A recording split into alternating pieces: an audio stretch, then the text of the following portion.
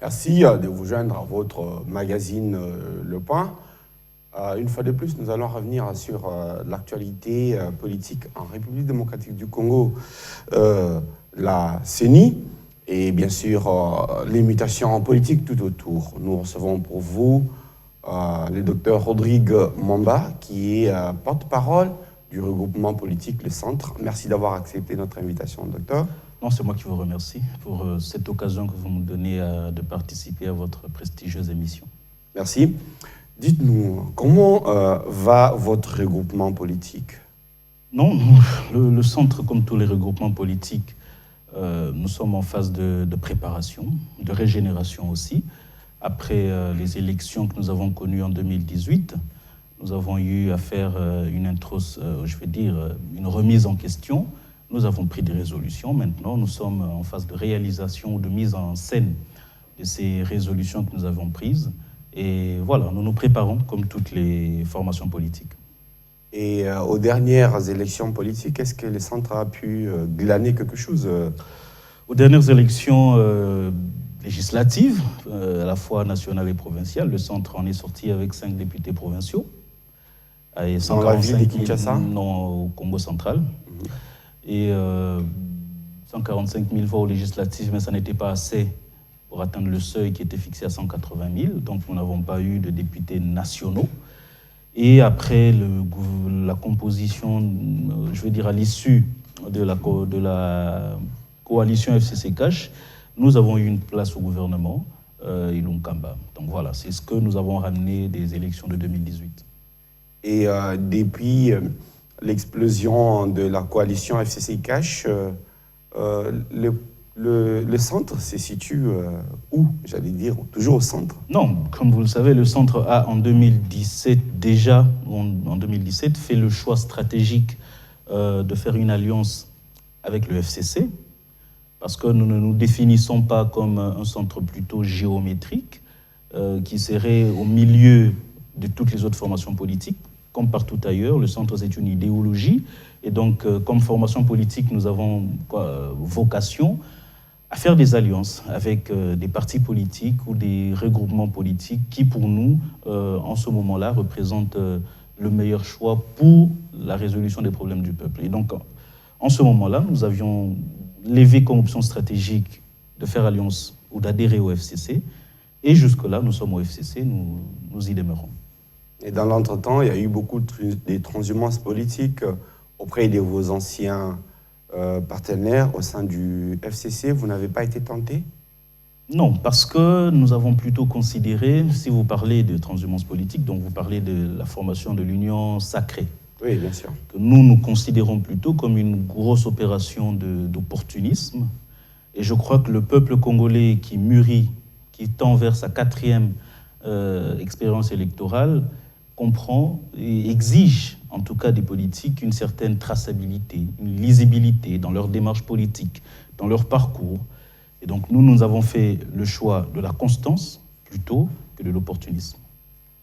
La constance en restant fidèle au FCC et à Joseph Kabila? Non, la constance en restant fidèle à ce que nous croyons, à ce que nous avons cru au début, lorsque nous adhérions au FCC.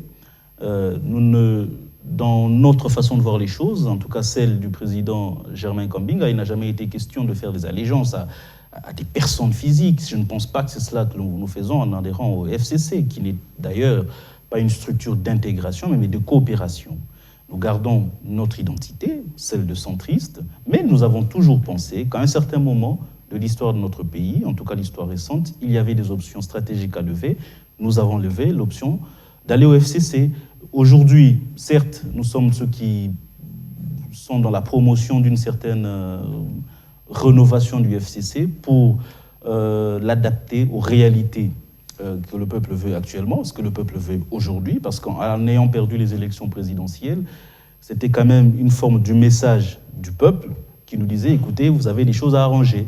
Et c'est ce que nous sommes en train de prôner au sein du FCC. Donc nous sommes au FCC parce que jusque-là, nous n'avons pas eu de raison de le quitter. Toutefois, Germain Kambinga, dans une sortie médiatique, a proposé Un dialogue, c'est ça. Un dialogue politique. Oui, mais je pense qu'il faut être plutôt exhaustif. Lorsqu'on présente les choses comme ça, c'est comme s'il n'y a que ça qu'il a présenté. Le 12 juillet, exactement, Germain Kambinga lance un appel au président de la République et à toute la nation. Parce que nous nous inspirons d'ailleurs du discours d'investiture du président de la République qui, le 24 janvier 2019, lorsqu'il prononce son discours de prise de fonction, il reconnaît que les Congolais étaient divisés, qu'il y avait des problèmes, des foyers de tension. Et il promet un forum de réconciliation et de paix. Vu l'évolution politique actuelle, je pense que tous les Congolais qui ont le bon sens voient que les Congolais deviennent de plus en plus divisés sur toutes les questions politiques, électorales, socio-économiques, etc. Les Congolais sont divisés. C'est pourquoi nous avons lancé cet appel-là. Pourquoi? Parce qu'en 2023, ce sera les élections. Et les élections sont un moment d'acutisation par excellence de tous ces foyers de tension, les autres d'ailleurs qui sont dormants. Et donc nous disons que puisque les élections c'est un moment de tension assez intense, il nous faut aujourd'hui taire ce qui nous divise, réconcilier les Congolais, que nous allions tous aux élections en voyant dans la même direction. C'est pourquoi nous avons fait cet appel au président de la République pour lui dire, Monsieur le Président, c'est le moment ou jamais de réunir les Congolais à travers ce forum-là. Voilà, c'est cela que nous avons fait comme appel. Mais on sait comment fonctionnent ces forums, ce type de rencontres qui se terminent toujours par un partage, comme ils disent, des responsabilités. Non, je voudrais terminer, est-ce que cette annonce faite par le président par Germain Kambinga n'était-elle pas finalement un appel du pied? Non, je pense que le débat politique peut quand même être sincère. On ne peut pas imaginer qu'à chaque fois qu'un homme politique lance un message pour réunir les Congolais, c'est que derrière, il a des arrière-pensées pour chercher des postes. Je pense que quand même, à un certain moment, la politique, c'est sérieux. Ça engage les vies des millions de gens. Donc à un certain moment, ça peut être sincère, ce débat politique-là. Est-ce qu'il n'y a pas de division aujourd'hui? Ça existe. Sur la désignation des membres de la CENI, sur les réformes qu'il faille faire avant d'aller aux élections, et même sur les mesures socio-économiques qui sont prises, sur les mesures même sécuritaires, les Congolais sont divisés, sur la façon dont fonctionne la justice, les Congolais sont divisés. Est-ce qu'il n'est pas opportun aujourd'hui de nous regarder en face, de nous réconcilier, comme tous les autres pays qui sortent des périodes assez compliquées comme la nôtre, de nous mettre en face et de discuter? Et d'ailleurs, nous avions précisé, en tout cas en ce qui nous concerne, que ce forum, pour nous, ne veut pas dire partage de pouvoir. Parce que nous pensons que le gouvernement Sama Lukonde doit rester, au moins par la volonté du président de la République, jusqu'en 2023. Et ils ont la mission de répondre aux priorités que le peuple leur demande, la sécurité et le social. Je pense que c'est leur travail. Mais entre-temps, il y a des divisions au sein du peuple. Et nous pouvons sincèrement, sans aucune arrière-pensée, discuter. Est-ce que ça doit forcément faire penser à une démarche opportuniste? Non, je ne crois pas. Est-ce que le centre avait été sollicité pour former l'Union sacrée? Non, moi je ne saurais pas vous dire. Lorsqu'on sollicite le centre ou pas, je ne suis pas la personne habilitée, mais simplement je vous dis que nous avons fait un choix. C'est ce choix-là que nous avons assumé jusqu'à maintenant. Parce que vous avez parlé d'élu, du Premier ministre Sama Lukonde, qui se trouve aujourd'hui en train de faire la partie est du pays, les l'Ituri et les Nord Kivu, où l'état d'urgence avait été décrété il y a 3 mois. Qu'en pensez-vous de l'état d'urgence sur ce qui concerne son efficacité et sa pertinence? D'abord, nous pensons que tout ce qui concerne les forces armées, c'est-à-dire la sécurité à l'Est, parce que ce que nous le disons peut-être à 2-3 000 kilomètres de là, mais ce qui se passe là-bas, depuis 95-96, c'est un drame. Des femmes sont violées, des pères des familles sont égorgés, des enfants sont tués. ce n'est pas de la blague. Et je ne pense pas que ça doit donner l'occasion de critique pour faire de la politique politicienne. Ce qui se passe à l'Est, c'est désolant et c'est sérieux. C'est pourquoi nous ne sommes pas avares des critiques lorsqu'il s'agit de la sécurité des Congolais. Et donc nous pensons que nous ne pouvons pas faire, ou le gouvernement ne doit pas faire une économie d'initiative. Mais simplement, nous faisons remarquer quelque chose, c'est qu'il ne faudrait pas que ce déclenchement ou de l'état de siège soit simplement une sorte de gestion de la perception du public sur l'action de l'État, c'est-à-dire montrer que l'on fait quelque chose alors que les résultats ne suivent pas. Et je pense que tous les Congolais, que ce soit ceux de l'Est ou ici à Kinshasa, n'attendent que les résultats. Et eux, ils se font attendre. Les résultats, ils se font attendre. Ils ne sont pas encore là. C'est pourquoi nous exigeons à la fois au gouvernement, mais aussi au Parlement, de mettre tout en œuvre pour que cet état de siège qui a été décrété porte réellement les résultats attendus, c'est-à-dire, si pas la fin, mais une diminution significative des tueries. Voilà l'objectif dans lequel il a été décrété. Maintenant, on va poser la question, mais on va y aller jusqu'à quand? Parce que c'est ça le vrai problème. On décrète l'état de siège, mais ce que nous souhaitons, c'est que ça ne soit pas indéfiniment. Il faudrait, parce que c'est une situation exceptionnelle, faire les choses rapidement pour que la vie revienne à la normale, c'est-à-dire à la vie civile. Parce que lorsqu'on décrète l'état de siège, l'administration civile est paralysée. C'est très difficile de mener une vie civile avec toutes les libertés que l'on reconnaît aux Congolais dans la Constitution et par nos lois, là, dans les régions où l'état de siège a été décrété. C'est pourquoi nous demandons au Parlement de faire son travail, de faire une évaluation vraie. S'il n'y a pas de résultat, peut-être qu'il faut voir les choses autrement. On n'a pas besoin de réduire les libertés des Congolais, forcément, pour détruire tous ces groupes armés qui sèment la terreur à l'Est. Voilà, c'est ça notre lecture. Et oui, au fait, autant pour moi, vous aurez certainement corrigé, il s'agit de l'état de siège. Et voilà. Mais si je vous comprends bien, vous n'êtes pas pour la perpétuation de cet état de siège. 3 mois, ça suffit déjà. Ce n'est pas que nous ne sommes pas pour la perpétuation, nous sommes pour les résultats. Les résultats ne sont pas probants. Ils ne sont pas probants. Si vous lisez tous les rapports d'un certain nombre d'ONG et des organisations de la société civile, ils sont plutôt clairs. Il y a plus de tueries qu'avant. En tout cas, c'est ce qu'ils disent, ces rapports-là. Et ils ne sont pas démentis par le gouvernement lui-même. Nous disons, nous apprécions les efforts qui sont faits. Mais ce que nous réclamons, ce que le peuple réclame, c'est les résultats. Et ces résultats-là, tant qu'ils n'arrivent pas, l'impression que nous avons sur toute la panoplie de communication qui est faite au travers de l'état de siège, ce que nous disons, c'est une gestion de la perception du peuple. On s'est dit, bon, écoutez, qu'est-ce qu'on va faire pour que le peuple pense qu'on s'occupe de lui? Non, le peuple ne veut pas que vous lui fassiez penser qu'on s'occupe de lui. Il veut que vous vous occupiez de lui. Il veut des résultats. Voilà, c'est ce que nous voulons. Il ne faudrait pas que ce soit une grosse opération de communication et de propagande, mais il faut que ce soit l'occasion de montrer l'efficience de l'action de l'État et qu'il y ait des résultats. Voilà ce que nous demandons. Et ces résultats-là, ils n'arrivent pas encore. On a vu, il n'y a pas longtemps, des consultants étrangers, américains en l'occurrence, venir pour prêter main forte au FARDC. On a vu des troupes kenyanes entrer en danse. Ce n'est pas suffisant. D'abord, j'aimerais dire que nous sommes contents. Parce que nous, le centre, nous appartenons à FCC, qui était l'ancienne majorité présidentielle. Et cette majorité a été beaucoup critiquée sur la gestion de la question de la sécurité à l'Est. Et lorsque nous avons crié que la situation de l'Est, en tout cas cette insécurité, devient une guerre asymétrique. Nous ne connaissons plus l'ennemi. Ce n'est pas une guerre où il y a 2 armées qui s'affrontent et qui se connaissent. C'est un ennemi invisible, c'est du terrorisme.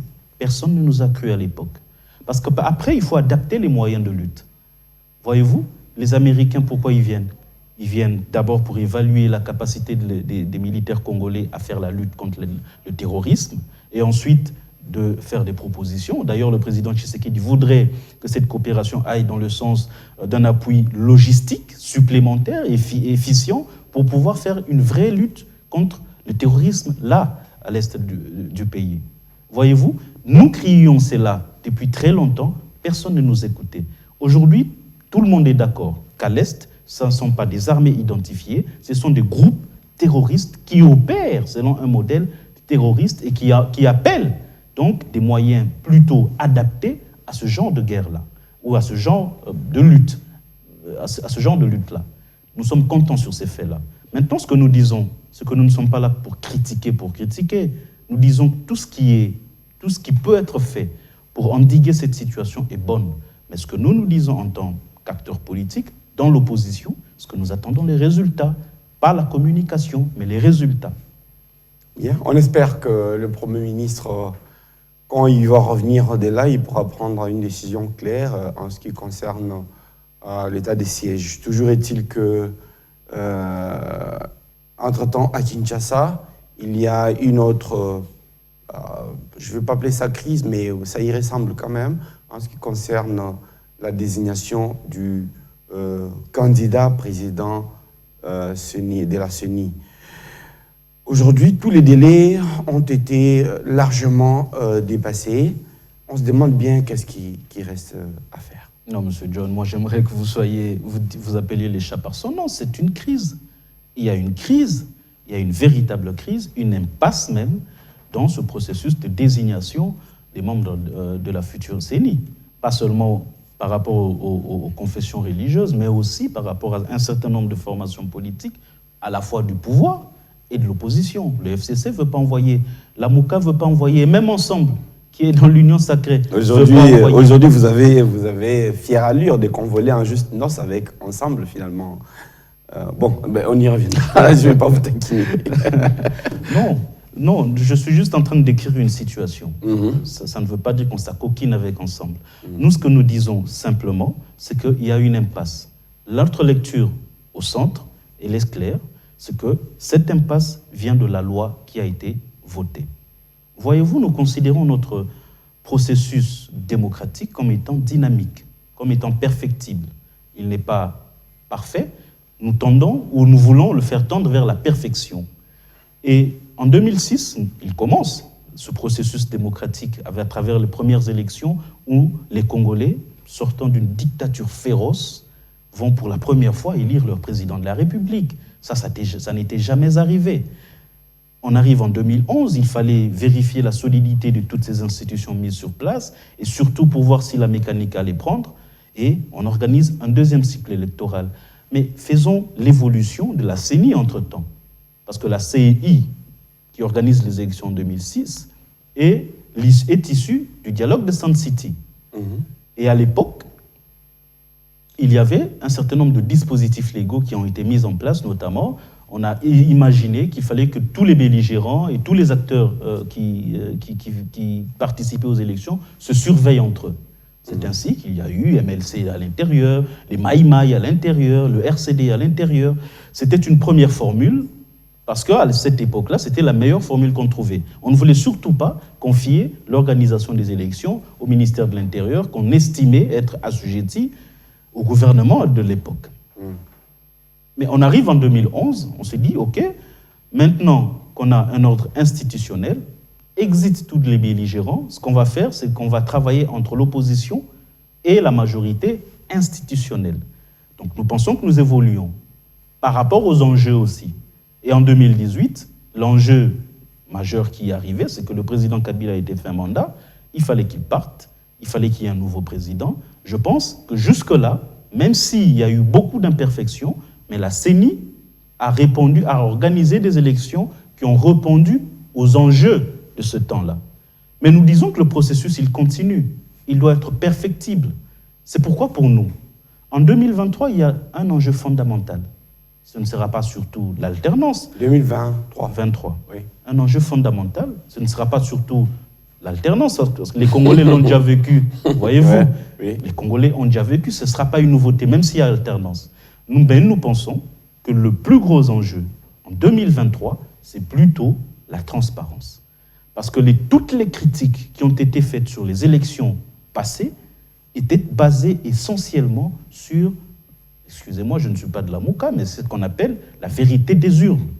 Il fallait que les Congolais se rendent compte que lorsque je vais voter, le vote que j'aurai exprimé, c'est celui que le président de la CENI va véritablement annoncer lorsqu'il va publier les résultats.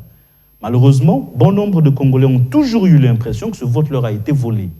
Et nous pensons qu'en 2023, les Congolais ne veulent pas revivre cette expérience douloureuse. C'est pourquoi nous disons que la loi électorale, ou je vais dire la loi qui organise la CENI, ne répond pas à cet enjeu-là. C'est ça l'enjeu des élections de 2023. Pourquoi pas? Parce que à défaut de consacrer la dépolitisation totale de la CENI, elle n'évolue pas vers cet objectif-là. Nous aurions voulu que la CENI soit de plus en plus indépendante, qu'il y ait des garde-fous légaux qui nous permettent une CENI, peut-être pas totalement, mais plus indépendante qu'hier. Or là, nous avons un statu quo. Entre 2018 et 2023, nous ne progressons pas. Nous restons à la même place par rapport à l'indépendance de la CENI. C'est là que nous disons non, cette loi-là, elle doit soit être refaite, ou alors si la majorité estime que voilà, on a déjà fait notre travail, le président a promulgué, nous pensons que la meilleure option n'est certainement pas un passage en force, mais encore une fois, mettre tous les acteurs autour d'une table pour avoir un consensus et voir les choses dans la même direction. Vous parliez tout à l'heure d'une CENI rattachée au ministère de l'Intérieur comme partout ailleurs. Non, je disais que ceux qui ont participé au dialogue de Sun City n'ont surtout pas voulu ça. C'est pourquoi ils ont voulu une CEI plutôt où tout le monde se surveillait. Ça, c'est en 2006. Je faisais en fait l'historique de la CEI. Oui, mais est-ce que maintenant... Ce que nous voulons aujourd'hui, c'est deux choses. Oui. Premièrement, on revoit cette loi-là. Pourquoi? Parce qu'il faudrait d'abord arrêter de confier la désignation des animateurs de la CENI, c'est-à-dire à des postes fixes, c'est-à-dire un président de la CENI qui soit choisi par les confessions religieuses, par exemple. Nous disons qu'il faut arrêter ça. Nous voulons qu'il y ait des délégués de toutes les parties prenantes, la majorité, l'opposition, les organisations de la société civile, mais qui arrivent et qui, eux, organisent, un peu comme ça se fait à la Cour constitutionnelle, une sorte d'élection interne pour élire les différents membres du bureau à différents postes de responsabilité. C'est ce que nous disons. Mais là, c'est la politisation à outrance, justement. Pas du tout. Nous pensons plutôt... Écoutez, je vais être plus clair avec vous parce que nous n'entrons pas, nous n'aimons pas entrer dans les polémiques, mais regardez ce qui se passe dans les confessions religieuses. Ce sont nos pères religieux, ce sont les chefs de nos confessions religieuses. Mais regardez, ils s'accusent eux-mêmes. Il y a ceux qui disent que tel fait le plan de tel parti politique et les autres qui disent que tel fait le plan de tel parti politique. C'est ça la vraie politisation. Ce que nous disons, c'est qu'il faille que chaque composante envoie les gens à la CENI et qu'en toute responsabilité, ils se choisissent entre eux. Pour nous, c'est une forme de neutralisation de toutes ces influences politiques. Mais nous ne nous arrêtons pas là. Nous disons qu'il faut aussi dissoudre un peu, dans une forme de gestion collégiale, les pouvoirs du président de la CENI. Il ne doit pas être le Dieu tout-puissant.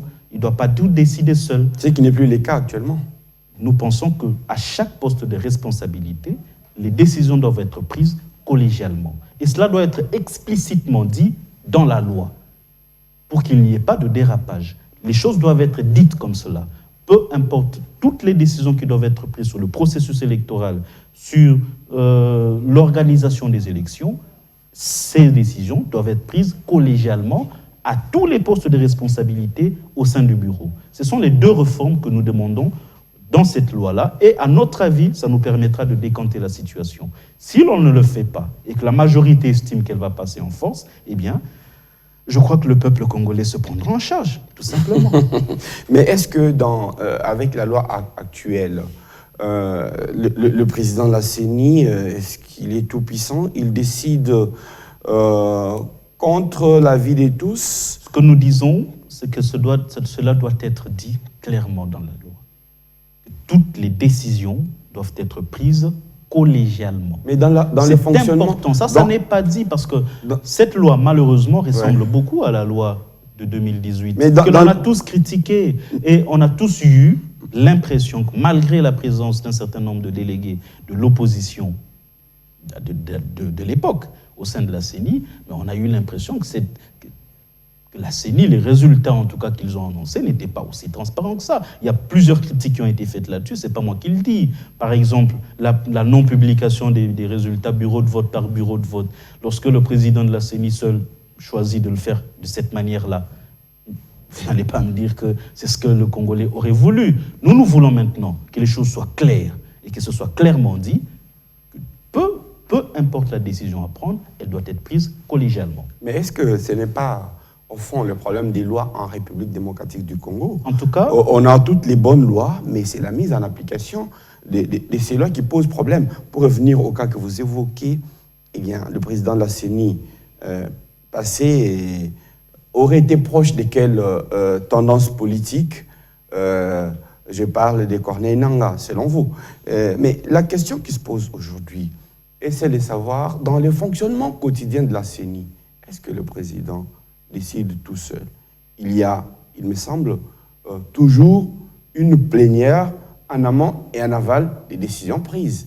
Et les bureaux exécutent ce qui a été fixé par la plénière, et après exécution, il y a une évaluation, je pense, sur papier.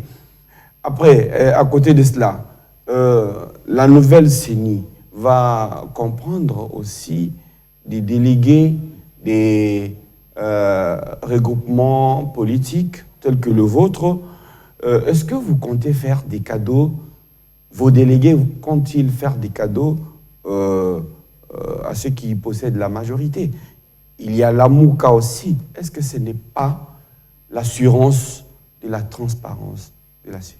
Non, d'ailleurs, vous avez dit que c'était sur papier, cette belle description que vous avez faite, une plénière et que les décisions seraient prises de manière collégiale, mais ce n'est que théorique, ça. Parce que ce qui se passe en réalité, c'est qu'on a plutôt l'impression qu'il y a une sorte de caporalisation de la CENI, tout simplement. Maintenant, vous m'avez posé la question de savoir Corneille Nangaa était de quel bord, je ne sais pas. Il y a eu un président opposant qui a gagné et une majorité FCC, mais tout ce que nous disons, c'est qu'il y a des choses qu'on lui a reprochées, notamment la non-publication des résultats bureau de vote par bureau de vote, etc. Ce sont C'était une question de logistique liée à l'organisation de... Non, pas du tout, pas seulement. Et surtout, rappelez-vous, les élections étaient censées ne pas être électroniques. Mais lorsqu'il nous dit que ces résultats-là venaient des flash disques, il y a quand même des questions qu'on se pose. Ce que nous disons, c'est qu'il faudrait quand même que nous nous assurions que lorsque on décrète que cette gestion serait, entre guillemets, théoriquement collégiale, mais nous voulons que cela soit inscrit clairement dans la loi pour permettre aux acteurs qui seront à l'intérieur, n'est-ce pas, d'avoir un moyen de faire valoir ce droit-là, de pouvoir avoir un regard sur les décisions qui devront être prises. Alors, si nous allons faire des cadeaux ou si les délégués feront des cadeaux aux autres, non, il ne s'agit pas de cela. Il s'agit d'une surveillance mutuelle parce que lorsqu'ils sont à la CENI, ils sont censés ne plus appartenir aux différentes composantes qui les envoient. Ils sont plutôt censés être indépendants. Et c'est à eux d'agir en toute responsabilité. Mais comme nous disons, cette loi, oui, nous avons généralement des bonnes lois, mais celle-là, elle n'est pas bonne. Il faut la changer. Si on ne peut pas la changer, il faut mettre tout le monde autour d'une table pour que nous puissions nous entendre sur les règles du jeu avant 2023. Même si les confessions religieuses parviennent à trouver un compromis? Si les confessions religieuses parviennent à trouver un compromis, tant mieux. Mais après, ce que nous disons à FCC, c'est que nous ne voulons pas aller aux élections avec l'impression que la CENI, comme nous avons l'impression que la Cour constitutionnelle elle-même est déjà inféodée, la CENI aussi sera inféodée. C'est ce que nous disons, nous, au FCC. Nous ne sommes pas en train de faire nos calculs en fonction des positions des confessions religieuses. Nous avons une conviction profonde que les Congolais, ce qu'ils veulent, c'est la transparence en 2023. Et c'est cela que nous défendons. Nous ne défendons pas des positions par rapport à d'autres. Nous défendons des convictions. Et ça, tous les Congolais que vous interrogerez dans la rue, ils veulent que les élections de 2023, où les résultats qui seront proclamés, soient fidèles aux choix qu'ils vont faire. Et c'est ça que nous défendons. Pour la Cour constitutionnelle et la CENI, finalement, ce serait le voleur qui crie au voleur, parce que hier, c'était vous, le FCC, je veux dire, qui entretenez de telles pratiques. Mais peut-être que vous avez fait une transposition mal indiquée. Je pense qu'il faut aider les Congolais qui nous observent. Il y a encore, je ne sais pas, 15 ans, dans ce pays, on ne pouvait même pas imaginer qu'un chef de l'État qui a tous les pouvoirs, qui avait les institutions entre ses mains, etc., pouvait, au travers d'une élection, passer le pouvoir à son opposant. Ce que nous disons, c'est que ce qu'a fait ce qu'est devenu le FCC jusqu'aujourd'hui n'est pas parfait. C'est totalement, on peut critiquer, c'est normal. Mais ce que nous disons, c'est qu'il y a une dynamique. Une dynamique, ça veut dire que c'est quelque chose qui n'est pas parfait, mais qui est appelé à être perfectionné. Et croyez-moi, même en 2023, après 5 ans du pouvoir du président Fathi, je ne pense pas que tout ce qu'il aura fait aura été parfait. Vous voyez ? Et même sur le plan de notre processus démocratique. Ce que nous disons, c'est qu'il faut que les choses progressent. C'est ça que les Congolais veulent. Il y a un départ, une évolution, et ce que nous voulons, c'est qu'il n'y ait pas cette cassure de l'évolution, qu'on tombe dans une sorte d'impasse démocratique. Ce qu'on veut, c'est que les choses évoluent. Je ne peux pas dire que Kabila était 100% parfait, ni qu'il était 100% imparfait, parce que ça, c'est le discours qui est chanté, mais nous disons qu'il a eu ses erreurs, et qu'au lieu de se cramponner à ces erreurs-là pour justifier les mêmes erreurs aujourd'hui, il faut plutôt en tirer de leçons pour améliorer, et que cela soit pour le bien-être des Congolais. Pour revenir à la CENI, rentrons dans la réalité du quotidien, ne pensez-vous pas, comme d'autres, que à la suite d'un manque de consensus, Denis Kadima devrait avoir les déçus parce qu'il y a 6 confessions religieuses qui soutiennent sa candidature contre 2. Vous pensez que Ronsard Malonda aurait dû être investi président de la CENI parce qu'il avait 6 confessions religieuses pour lui? Non, je ne crois pas. À partir du moment où il y a eu à l'époque une contestation des LCC, de la CENI, d'ailleurs, qui ont été reçus par le président de la République à l'époque, nous pensons aujourd'hui qu'un passage en force ne résoudrait pas la question. Et c'est l'appel que nous faisons au chef de l'État, c'est celui-là. C'est son rôle en tant que garant de la nation et du bon fonctionnement de toutes les institutions, y compris la CENI, de prendre la chose en main. C'est à lui, maintenant, de garantir le bon fonctionnement de la CENI en prenant des décisions sages qui vont dans le sens de rassembler, non pas de diviser. Voyez-vous? Donc nous ne pensons pas que parce que... Ou alors, hier, on a considéré que si les mêmes confessions religieuses qui avaient soutenu, les mêmes 6 confessions religieuses qui avaient soutenu Ronsard Malonda, on ne peut pas considérer que hier, ils avaient raison et qu'aujourd'hui, ils ont tort. Sur quelle base on dirait ça? Je pense quand même qu'il y a une démarche de rassemblement que le chef de l'État doit faire, et c'est ce à quoi nous l'appelons aujourd'hui. Bien, alors revenons à votre groupement, les centres. Quelles sont ces perspectives par rapport à 2023? Qu'est-ce que vous comptez pour vous remonter, vous refaire une santé auprès de votre électorat pour 2023? Voilà, donc ça je l'ai annoncé. Donc nous, au centre, ce que nous avons fait d'abord au lendemain des élections de 2018, c'est une remise en question. On perd les élections alors qu'il y avait d'autres mouvements beaucoup moins jeunes que nous, beaucoup moins dynamiques que nous, qui ont réussi à avoir un certain nombre d'élus. Et parmi les premières résolutions qu'on a prises, c'est justement de renforcer notre présence au niveau national. Parce qu'on comprend qu'avec cette loi électorale, il faut avoir une véritable présence au niveau national et ne pas qu'être cramponné dans un certain coin du pays. Ça, c'est la première leçon que nous avons tirée. Et croyez-moi, nous sommes en train de travailler là-dessus. La deuxième chose que nous le faisons en interne au FCC, ça concerne justement, on dit qu'il faut reformer, en tout cas amarrer la vision du FCC aux attentes du peuple aujourd'hui. Parce que le FCC ne serait pas un boulet qui peut vous faire couler encore? Non, nous n'adhérons pas du tout à cette caricature qui est peinte aux Congolais, où il y a d'un côté les anges, c'est-à-dire le lion sacré, et d'un autre côté les démons, où il y a le FCC ou Kabila. Ça, c'est une caricature politicienne qui est issue d'une campagne de diabolisation. Nous n'adhérons pas à cette vision-là. Nous pensons plutôt qu'à partir du moment où les Congolais veulent une chose, nous devons nous mettre au diapason de la volonté du peuple. Voilà, c'est ce que nous faisons en interne. Mais après, il y a le rôle singulier du président, Germain Kambinga lui-même, qui est aussi dans la formation de nouvelles énergies politiques, parce que nous constatons que le débat politique lui-même, il est de plus en plus bafoué, c'est un débat de caniveau et qu'il faut maintenant de la qualité. Voilà, il est dans la formation des jeunes pour ça. Donc c'est ce que nous sommes en train de faire, cette restructuration pour les prochaines échéances, pour les prochains combats, et nous nous y préparons sérieusement. La politique, chez nous, ici, c'est une question de moyens, y compris des moyens financiers. Vous en disposez ou vous allez une fois de plus, recourir aux, aux caisses vides du FCC. Les caisses vides du FCC, vous l'avez dit, elles sont vides. Comment on va y recourir? Donc nous pensons, nous ferons comme tout le monde, nous prêchons, et ceux qui adhéreront à notre vision comprendront qu'il faut mettre du sien pour que les choses aillent de l'avant. C'est toujours comme ça que nous avons fonctionné. Bien sûr, lorsque nous faisons des alliances, il y a toujours des soutiens, ci et là, mais nous comptons d'abord sur la force de ceux qui rejoignent notre façon de voir, notre vision, qui rejoignent notre mouvement. Ensuite, nous verrons avec des alliances qui pourront être faites. Et donc, il n'est pas à exclure que, parce que vous voyez votre combat du point de vue idéologique, il n'est pas impossible que vous rejoigniez aussi l'Union sacrée. Déjà, nous pensons que l'Union sacrée, c'est un fourre-tout, où il y a beaucoup d'opportunisme, et d'ailleurs qui n'aide pas le président de la République, qui malheureusement, regardez... Vous pouvez faire mieux qu'eux? Nous pensons qu'il faut une vraie majorité au chef de l'État, une vraie, pas celle-là, où il y a beaucoup d'incohérences, où il y a des oppositions entre eux, et qu'est-ce qu'on peut attendre d'un fourre-tout comme celui-là, l'Union sacrée? Et nous n'allons pas certainement la rejoindre. Aujourd'hui, sur la question de la CENI, j'ai vu que le FCC est aligné sur la même position que Ensemble, finalement. C'est les rapprochements des identiques ou l'attraction des contraires. Non, je pense que la proximité de nos revendications ne veut pas dire que nous sommes alignés.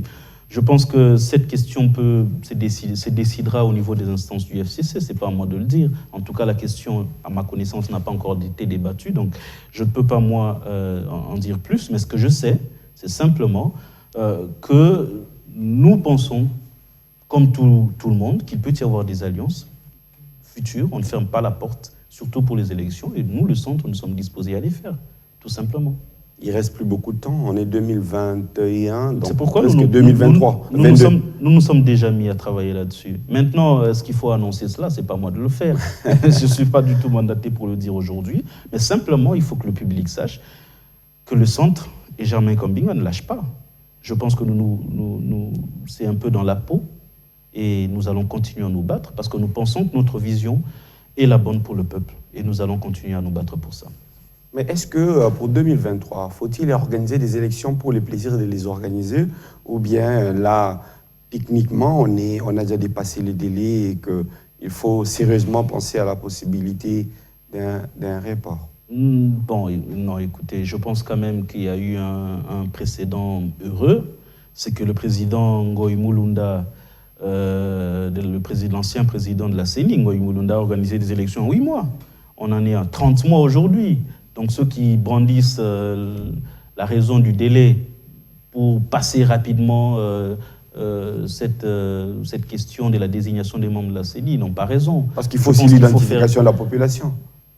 Je crois comprendre que le Premier ministre a été clair là-dessus. Les deux opérations ne sont pas liées. On peut très bien identifier les Congolais sans forcément handicaper l'organisation des élections. Donc ça, ce n'est pas la question.